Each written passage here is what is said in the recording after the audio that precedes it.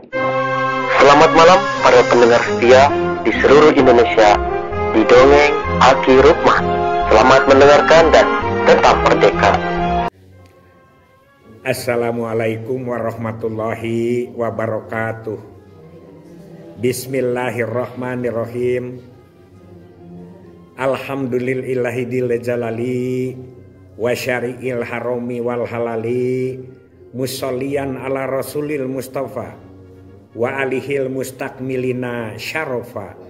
Innallaha fadala bani adam wa fadallahu ala kasyiri mimman khalaqahu tafdila amma ba'du. Bapak Ibu, kawan-kawan serta semua yang menyimak dongeng ini, khususnya kepada ibu-ibu yang akan melaksanakan tadarus pagi hari. Maaf terganggu oleh Aki ya. Begini, kita sekarang akan melanjutkan kajian kita tentang bagaimana pandangan Islam terhadap kesehatan reproduksi dan mengatur kehamilan. Nah, sekarang yang akan dibicarakan itu di dalam Islam. Pertama di surat Luqman 14 itu dikatakan oleh Allah bahwa kita harus bertakwa kepada kedua orang tua karena ibunya telah mengandung dengan lemah dan makin lemah. Wahnan ala wahnin. Jadi durhaka orang yang tidak setia atau tidak tuhu kepada orang tua karena dia telah dikandung 9 bulan. Wahnan ala wahnin itu repot. Dan menyapihkannya selama 2 tahun. Jadi kalau kita ingin menyempurnakan perintah Allah, dianjurkan kita harus menyapih 2 tahun. Yaitu dengan menyusukan. Jangan diganti dulu oleh susu sapi. Terutama di ASI eksklusif yang 6 bulan pertama. Itu yang dianjurkan oleh Allah. Di dalam hal ini Aki sering mengatakan bagaimana perilaku ibu hamil selama hamil itu dari 6 bulan ke bawah itu tidak enak. Yang pertama adalah yang disebut dengan Eka Padmasari. Belum terasa apa-apa. Tapi 2 bulan Dewi Marutani, letih, lesu, lemah, lunglai. Itu seorang ibu hamil. Yang ketiga Tri Kaula Busana. Yang keempat catur wanara rukem. Catur itu 4, wanara itu monyet, rukem itu buah-buahan. Jadi orang hamil suka makan buah-buahan yang hasem-hasem dan lada-lada. Bulan kelima itu disebut panca sura ponga. Panca itu 5, sura itu berani, ponga itu galak, kesel.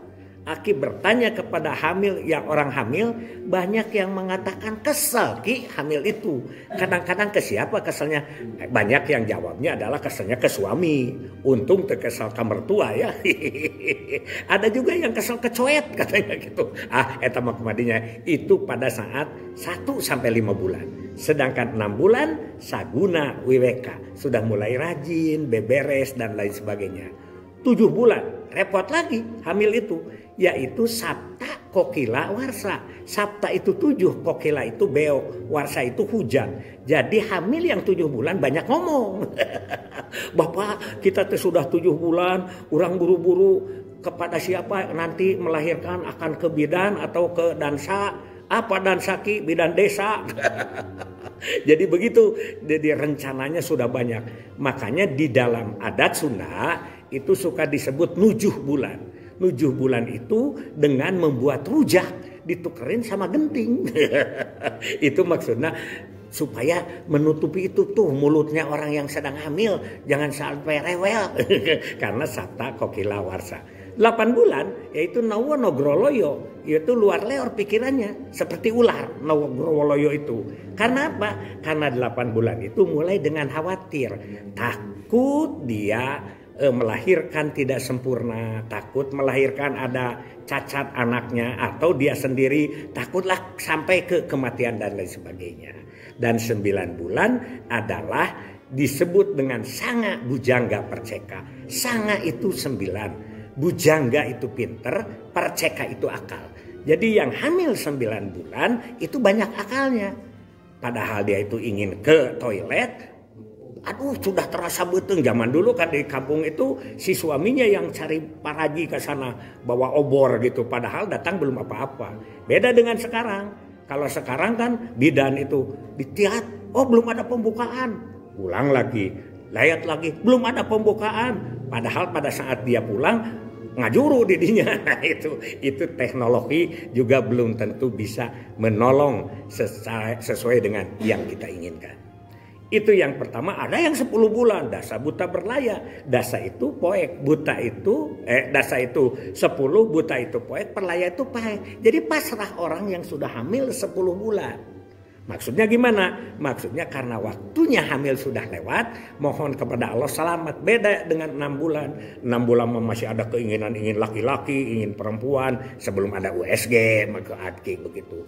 Itu riwayat, makanya disebut wahnan ala wahnin di dalam Quran. Surat Luqman 14. Kemudian di dalam surat Al-Baqarah 233 itu disebut hendaknya engkau menyusukan selama 2 tahun. Bagi yang ingin menyempurnakannya. Jadi yang 2 tahun itu bukan kewajiban. Boleh saja tidak. Dan sekarang kan banyak yang baru 6 bulan atau baru 2 bulan sudah tidak disusui lagi, diserahkanlah ke sapi. Memakai susu sapi ada macam-macam prediasur, segala macam laktogen, ya, denko, aki apal. Ya, aki kan sekarang masih beli susu untuk cucu lah. Jadi masih hafal soal-soal yang begitu. Nah, di dalam itu disebut 2 bulan dan suami atau bapaknya adalah memberi nafkah yang ma'ruf. Gitu di Al-Baqarah 233 itu. Ma'ruf itu yang baik. Nah, para ulamanya menyebut di situ. Maksudnya jangan terganggu si istri yang baru melahirkan ini dengan mencari nafkah. Kan sekarang mah di sini juga ada. Aki mah bukan nyindir nih.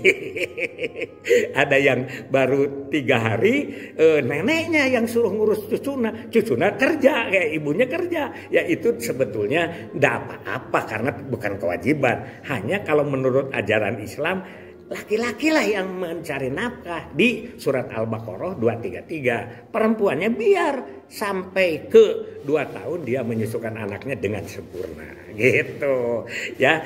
Nah, dari itu makanya berbaiklah kepada ibu dan bapak. Kembali lagi ke situ sebetulnya. Ya, wahnan ala wahnin itu.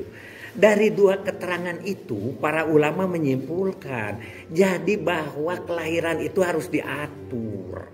Ada dasarnya dari Quran. Begitu harus diatur. Bahkan kalau ada seseorang suami yang memaksa istrinya atau memerintah istrinya sangat dolim. Kalau dia disuruh punya anak tiap tahun. Dolim itu kata para ulama. Begitu. Aki itu ulamanya juga ulama besar ya.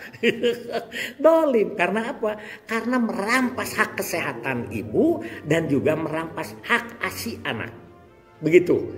Itu saja dari Aki. Jadi kesehatan reproduksi, menjarangkan kehamilan itu ada dasar-dasar hukumnya di dalam Islam. Bukan saja surat Luqman 14 dan Al-Baqarah 233, tapi juga banyak surat-surat lain yang Aki juga belum tahu. Tapi para ulama sudah pada tahu itu ya. Aki berkumpul dengan para ulama itu cukup lama karena Aki menjadi permot.